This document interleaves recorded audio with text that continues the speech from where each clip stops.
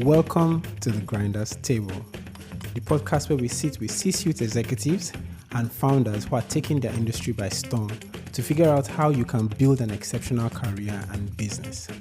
Together, we'll try to uncover how they are both defying the odds and what you can learn from their experience.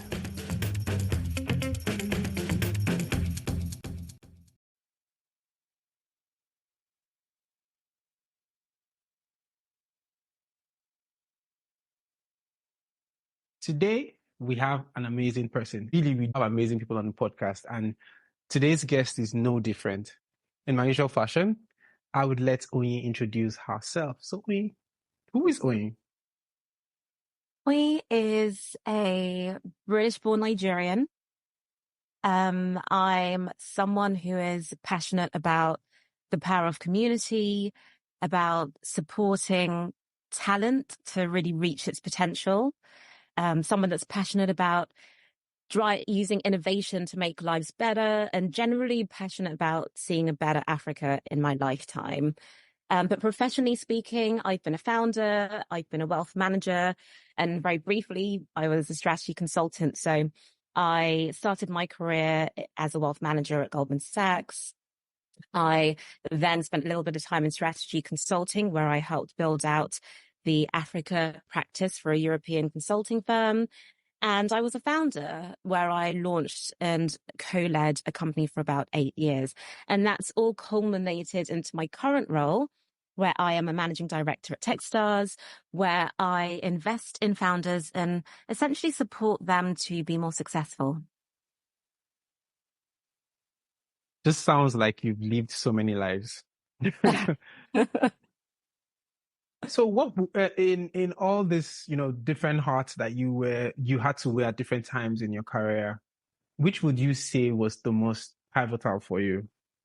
Which one did you say you grew the most when you look back? I don't think I can take one out and say it was the most pivotal, because I'm someone who generally believes that if you consider yourself to be someone that is always learning, that is when you always grow the most. So in my, first job at Goldman Sachs, obviously that was hugely pivotal because it was my first time working in a professional environment. It was my first time learning how to manage stakeholders, manage up as well as down. First time having these really crazy, ruthless deadlines and really having to be efficient to get work done. So I learned loads there. I only spent 1 year in strategy consulting, but I would say that was hugely pivotal for me because I was able to work in Nigeria. And that was my first opportunity actually living and working in Nigeria. Before that, it was just, typical diaspora going back for weddings and parties, where all you really know is champagne lifestyle. You don't know the reality of actually living and working in Nigeria. So that was really pivotal to help change my mindset. And then being a founder, that was huge. Because as a founder, it's really like learning all over again every single day. And you really learn about yourself. And I think that was the role where I really learned about what I value. I really learned about what I'm good at versus what I'm not, what I want to do versus what I don't. And about how I really want to make my mark on the world. So yeah, I can't really say anyone is more pivotal than the other. I think they've all been crucial. That's interesting. Still sounds very political, but you've transitioned from, working in corporates, being a founder, then, going out again. And there's something that we oftentimes hear in different circles, and I actually believe in, to be honest. I think founders ought to work in certain environments to make them sort of founder ready. What are your thoughts on that? Again, this is not, knocking down on founders that never worked in a corporate structure, but I'd like to hear your insights on that based on now, your experience and now working with Techstars. So from my experience, I think that one of the challenges of a founder that has worked in a professional setting, and I experienced this firsthand, is that you think that you know more than you do. And you also become accustomed to the kind of culture where you're rewarded for things that you're not going to be rewarded for when you're a founder. So I think working in a professional setting, it has its advantages because, you might get domain expertise, or you might learn how to tell a better story, which definitely helps when you're a founder. But nothing can really beat just the on-ground experience and learning from your customers. I also think it depends on the stage of the business that you're at. So I invest at the pre-seed stage. I see founders that are really early on. And I found that the founders that I work with that have never worked in a professional setting probably know their customer more than the kind of professional setting type founder, because they've lived and breathed it, and they've really built from like a first principles, from really identifying the problem of the person that sits right next to them, or the problems that they've already faced, rather than coming to it from more of an educational, like qualitative standpoint, which I think you're more likely to do if you've worked in a professional setting. So I think for that early stage founder, it's probably less important. But then as you grow and, as you start to realize that things like storytelling are really important, things like financial management are absolutely crucial, hiring teams, leading teams, managing for culture, all of those kind of things, I think that's really when the experience that you may have had if you've come from a professional setting starts to kick in. So yeah, I think it depends on where you are. But then I think we've seen a number of examples of founders that have not really worked for a long time in professional environments that have been awesome founders. And I think for those founders, they're the kind of people that are really open to experience, open to learning, and then put themselves in settings where they can actually learn, be it through mentors or be it through accelerator programs, like Techstars or YC. So yeah, I think it depends. Talking about founders, and please don't give me the typical, Techstars boilerplate response. When you look at founders, what are the things that help you resonate with them? What traits do you see that helps you sort of, again, it's okay to be a bit biased. I'm just going to be honest with you. I think everybody has their own biases, right? But what are those little traits you see that tell you, okay, this founder would be great to work with, or this founder has potential or could grow the business successfully? Yeah. Okay. Great to work with.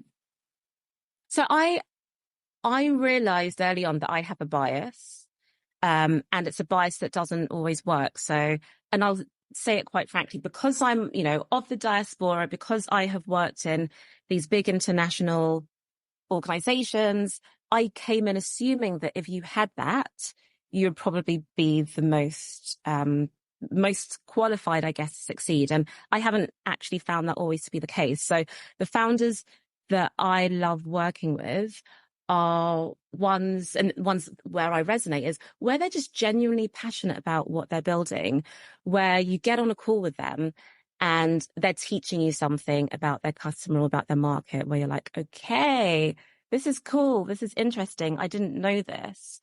The ones that are just living and breathing the problems that they're solving, are really exciting to me. And then the easiest to work with, it's the ones that just come with decency, with humility, who ask questions because they genuinely want to know the answer.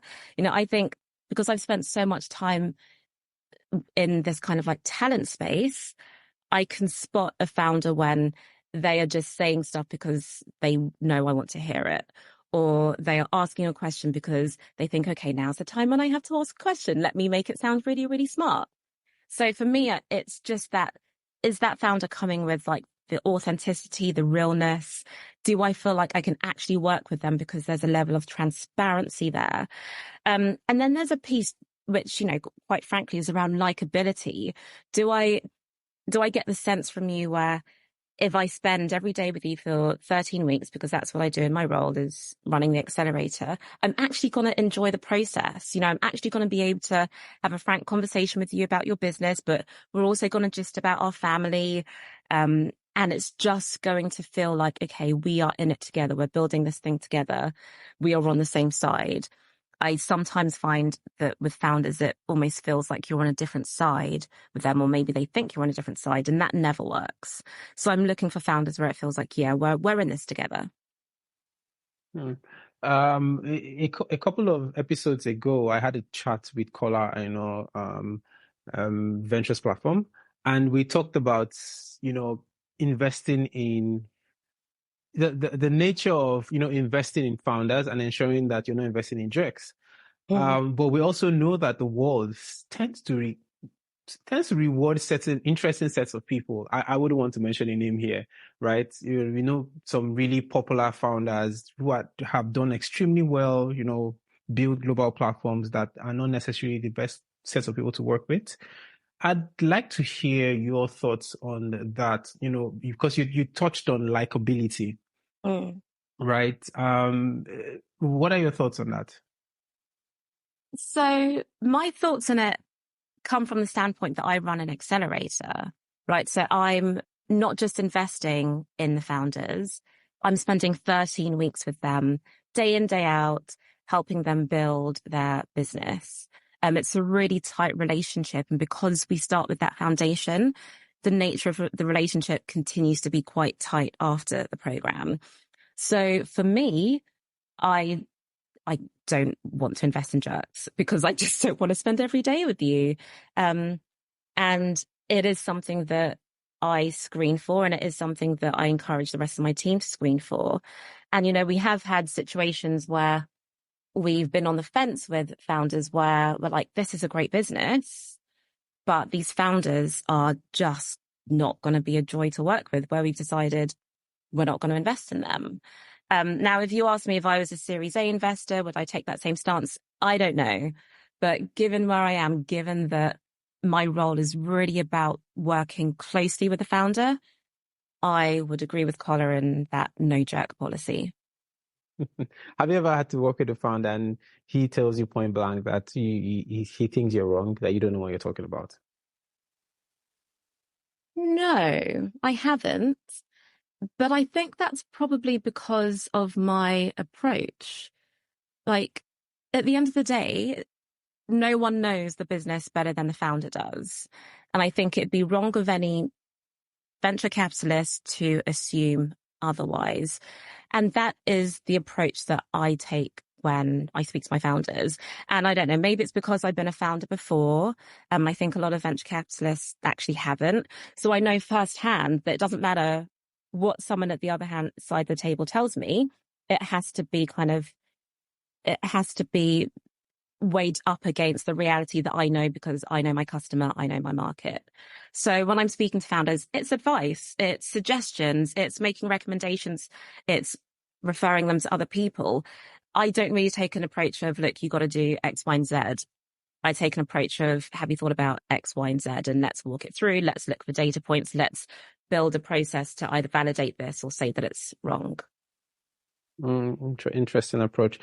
And just lingering on the founder topic, how do you solve for, or how do you manage situations where you talk to a ton of founders, right? And the founder archetypes or behavior, maybe based on culture and training, are quite different. So a good example is, I mean, if you meet, say, a Black African founder in the US, their approach to life or the way they pitch their businesses will be quite different from somebody that grew up in London. Or Mm. a Kenyan entrepreneur would not, talk so much, to not talk as big as what a Nigerian, entrepreneur would do, right? Yeah. How do you solve for that? Yeah, that's a really good question because I think that's something I had to deal with really, really early on.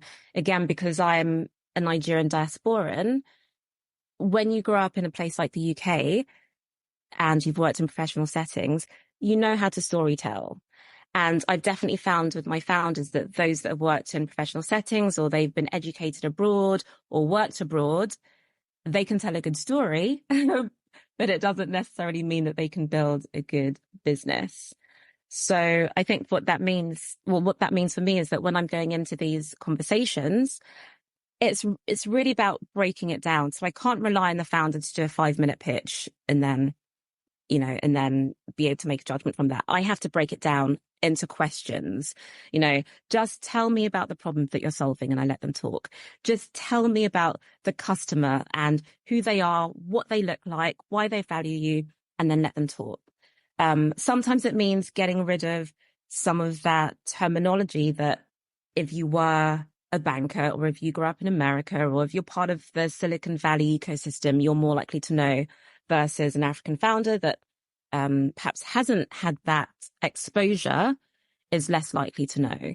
So I think the approach that I've taken is really making sure that I ask the right questions.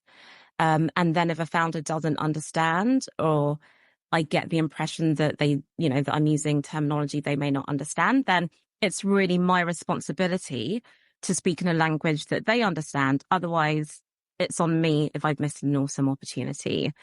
So I think, yeah, it's really about kind of changing myself rather than expecting them to change in the course of an hour conversation. Okay. Looking back at your career, so one of the things that I'm very, very interested in generally is, you know, being able to extract data points or learning points from people's careers and from people's stories. What is one advice you hear all the time that you don't, and everybody seems to take it as good advice, but you don't think it's correct? Hmm.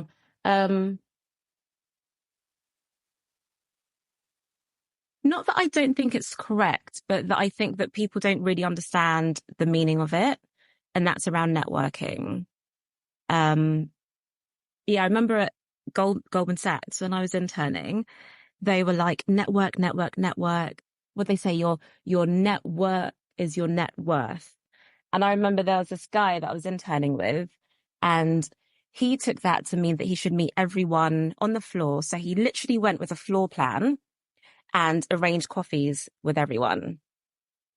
And that was his idea of networking. And I think when we hear networking, people just, I get people that come up to me at conferences and they may introduce themselves, and then a year later they'll say, oh, remember I met you here and we did this, and they're offended if I don't remember them because they think they've networked.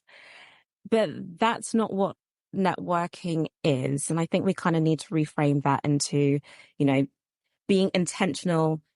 Well, partly being intentional about who you meet and the conversation that you have and what value you can bring them as well as what value you can get out of that conversation. And then also kind of allowing a little bit up to serendipity. So I think, I'm sorry about that sound. Sorry. That's okay. I did silence that. Yeah, so I'm someone who I'm not a comfortable networker. Um, I am the kind of person who, before I had this role, if I was speaking at a conference, the minute I'm done, I'm running away because I hate that kind of artificial net that artificial networking thing. But for me, if I'm having a conversation where, maybe I'm just getting to know you, that's cool. Or if it's a conversation where we are being, I guess, transparent about what value we're both trying to get from the conversation, then I think then you can build a really powerful bond because you can actually do something with it. It might be that that person gives you a bit of advice or recommendation that you actually do something with. It might be that you give them some kind of insight that they didn't actually have. And then it's like a win-win situation. So yeah, so I think networking is good on the surface, but it's often done really poorly because we don't speak enough about what that actually means. I agree with you. Most people don't believe I'm an introvert, and I actually don't enjoy networking. But I think it's in the quality of the relationships you build after networking. And I think that that's a gap that most people ignore. They just go around, share numbers, have, people in their contact list, and that's it. And before you know it, they're asking for favors and blah, blah, blah. Yeah. But there isn't enough time investing in, relationships that actually are pivotal to your journey. Hmm. It doesn't have to be now, it could be in the future. But yeah, I absolutely agree with you. Now, let me bring all this together to one question. Um, what is your philosophy on life, and how has that influenced how you've lived your life, or how has that influenced how you work? That's such a broad question. What do you mean by my philosophy on life? So, I mean, a good example is some people would say, oh, they don't believe in karma, right? And because they Okay. don't believe in karma, they will do what they have to do to get what they want. They don't really care, right? Mm. This is just putting it out broadly. So, I mean, I personally, I tend not to have heroes. I like to draw inspiration from people, but I like to not put people on that hero pedestal because I find out, and my life has shown me that when I meet people up close, I realize that they are not as no, they're not as perfect as you would have already assumed. So I give them the grace to fail, but I just draw inspiration from, the things that I admire about them. Interesting. Okay. Um, I think one of the things that I really believe in, and don't say I'm being political. I'm like, I really believe in this. I really believe in giving everyone the opportunity to achieve their potential. Um, and I don't know if it's because, maybe it's, gosh, you're making me kind of like really think back. It might be, I remember when, when I was growing up, I went to this school and, my sister was 7 years ahead of me and she was head girl and she had missed a year and she was just like seen as this genius. And so I joined the school and it wasn't, hey, this is Oyin. This is Lola's younger sister. And the question was, are you as smart as her? Are you going to achieve as much as her? And I think at first the approach I took to that was like, I'm never going to be as good as her. So like, what is the point? And then something clicked and it's really random, but the day it clicked was I was doing this swimming competition and I couldn't swim. And they I think I was doing like the front stroke against three or four other girls. And I was like, I don't know what I'm doing here, but hey, I'm gonna give it a go. And I almost drowned. And then they saw me almost drown and then they threw a float for me. So I had a float in one hand and then, I was really going at it. And I think I ended up coming second. And I just honestly, something just clicked that day. I was like, okay, maybe if I try, what could happen if I really try? And then from that day, I've just really pushed in every environment that I have been in. And from an African perspective, for me, when I see young talent, people that are overeducated, people that are natural problem solvers, and they aren't given the opportunity to show what they can do, it just really affects me. So I think one thing that really drives me is the belief that anyone given the opportunity can do amazing things. And I think that's why I love startup acceleration. And it's why I've ended up in this role out of all of the roles that I could end up in, because I genuinely believe in the power of giving someone with a spark the opportunity to become something even greater. Oh, oh, I love that. Now going to again, my questions have been quite more targeted at, I mean, the sum of everything you've done. Now, for you, how do you measure success and impact? So if, say, 30 years from now, if you're looking back, how would you say that you've succeeded? And I give you context to this. Almost everybody I speak to and say, do you think you're a success? They say, nah, they don't think they're successful yet. Um, so I'd rather re-engineer that question and ask, from the future, if you were to look back, what are the data points or what are the things you'd see that make you, be happy with yourself and say you've succeeded and made an impact? Mm. It's interesting that a lot of people you speak to say they're not a success. I wonder if they really, really, really believe that.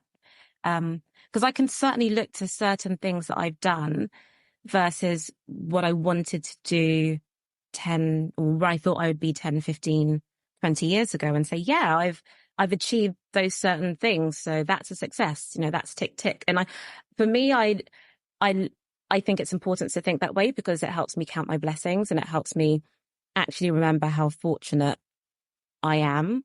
So yeah, I'm not one of those people who'd be like completely, now I'm not a success. I think, yeah, I've done up to this point, I've done well in my career. Up to this point, I've, married well. Up to this point, I'm healthy. Um, I'm impacting individuals, helping founders grow, etc. I think these point to success. But I think the challenge is that the more you do, the more you realize you can do. So for me now, I'm thinking in 20 years' time, what success would look like is really, I go back to that thing around potential. And for me, the way that I would measure how many people I've helped achieve their potential is through job creation. So I was asked by one of my founders, what do you want to be famous for, if anything? And my answer was, I want to be famous for creating 100,000 jobs. Like, that would be pretty cool. I don't know if I'm going to end up with a big fashion shoot or anything off the back of it, but I would feel like, yes, I've left the world in a better place. I've actually done something, or I can measure it against the thing that I'm really passionate about. So that's what I would measure success to look like in 10, 20, maybe more years.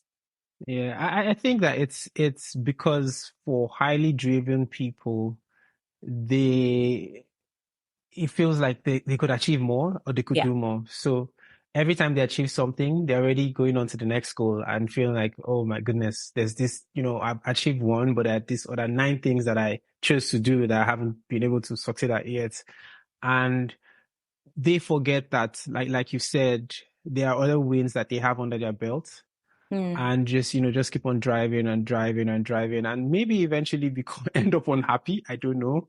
yeah. But yeah, yeah. Interestingly, I was listening to a podcast, one of my one podcast I like to listen to, and we're talking about Disney, Walt Disney, and Mm, he was on his deathbed, and I think his biographer was talking to him or something like that, and they asked him something around success, and he said, "You know what? I have all these things." At that time, he owned one of the most real estate in the US. I have all these things, but you know what? I think I failed. And I mm, asked why. He said he didn't get to spend more time with his family. yeah. And to him, that was what, at that point in time, that was what success meant to him. So I guess Yeah. maybe success means different things to you at different times in your life. Yeah. Um, I get so. I guess so. Now, how do you combine your job with um being in a relationship? Yeah, you see how I slowed down when asking that question. Because you find out that people are married to their job and you're also married to somebody else, right? And you also always have to figure out a balance when you're doing the two, right? Because one would definitely take priority per time or at different times. How do you manage that? Yeah. I think the first thing I'll say is I'm married to a chef. So, that takes a lot of burden off of me because the man can cook. And, we all know that in a lot of, and unfortunately, African households, the pressure for women to, you know, take on the majority of the household roles is usual, but it's not in my setting. But I guess more generally, how I manage it is, look, I don't believe you can have it all. I think that when Sheryl Sandberg wrote Lean In, she set a lot of us up for a bit of a fail. Um, yeah, I just don't believe that at any one time you can have everything. So I think the way that I do it is I'm quite good at compartmentalizing. So when I'm running program, I don't see my husband for 2 months, and then I see him for Christmas, and then I don't see him for 2 months. It's not ideal, but on the kind of other side is if we were in the same city together, I know we wouldn't have a quality relationship because I'd be constantly breaking my promises by, turning up late and, canceling plans and speaking to founders at 12 a.m. in the morning when, I should be with him or asleep or whatever. Um, so, and then what that means is when I'm outside a program, I make sure that I really have more work-life balance and I carve more opportunities for us to spend time together. So I think the way that I do it is by firstly just recognizing you can't have it all at the same time, and then being really clear on, okay, this is a season of grafting versus this is a season of me and my husband actually finding quality time together. I hope that, I say that now. I hope that I'm taking the right approach. Only time will tell. But it's worked so far. The other thing is, I think that there's probably the person that you choose to be your life partner, if you do choose to have one, is probably the biggest decision that you can make. When I got the role at Techstars, I almost said no because I knew it would take me away from him for so long. And he was like, "What are you talking about? Like, you were built for this role. You were built to do this. This is what you're passionate about. And if you're not doing what you're passionate about, we're not going to have a good relationship because you're not going to be happy." So I think it's also about being really careful about who you choose to be your life partner. Yeah, as with every co-founder relationship. Yeah. Uh, so let's just switch over to talking about co-founder relationships. In the last 1 year plus, I mean, given the global economic downturn rather, we've seen quite a number of strained co-founder relationships. Obviously, when money is involved and decision making is involved, you begin to see cracks. Um, what are your tips? And I know you do have a personal story, you don't have to share that. But what are your tips um in selecting the best co-founder for any venture? Yeah. Yeah, I could talk about this for a long time. I think the first thing is don't go into business with someone just because they're your friend. And it's weird because I think when investors speak to founders, founders know that they want you to talk about your backstory. So a lot of them will say, yeah, we've been friends for years and blah, blah, blah. But, being a friend is very different to being a husband, very different to being a co-founder. So if you're building that business relationship purely off of friendship and nothing more, then I don't think that's a good start. I think the second thing is about being really clear about who the leader is. And I know that there are some businesses where they've managed to do like a joint co-founder relation or joint CEO relationship, but in majority of cases, that doesn't work. There needs to be one person who is the ultimate decision maker. And whoever is not the ultimate decision maker needs to be really comfortable with that and believe that the person who they've chosen to be that decision maker is the right person. If the kind of number twos and number threes don't believe that the number one is the right person, then at some point there's going to be a power struggle and there's going to be, a break. So yeah, I think there's something around really being clear on what role each individual is playing and committing to that. Another thing around choosing your co-founder. I